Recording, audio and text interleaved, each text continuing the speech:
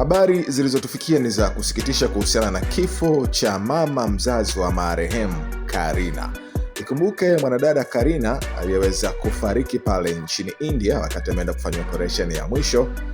Aliweza kufariki ni takriban kama siku 40 tu zimepita tangu kifo chake, lakini mama yake mzazi na yeye ameweza kufariki majira ya leo hii, na ikisemekana ni chanzo cha kifo chake ni ugonjwa wa kisukari pamoja na pressure uliokuwa ukimsumbua sana kwa muda mrefu. Sasa mbali na hivyo, inasemekana kwenye 40 ya marehemu Kareena, mama mzazi alishindwa kuhudhuria kwa sababu ya maradhi hayo yalikuwa yakimsumbua. Sasa nafikiri kilichopelekea zaidi ni uchungu, huzuni, mawazo juu ya mwanae kipenzi Kareena ambaye aliweza kufariki katika mazingira ya kuhuzunisha ya ugonjwa uliokuwa ukimsumbua kwa muda mrefu na mateso mazito. Hali halisi ama taarifa kamili imetolewa leo asubuhi kuhusiana na kifo cha mama mzazi wa msanii Kareena.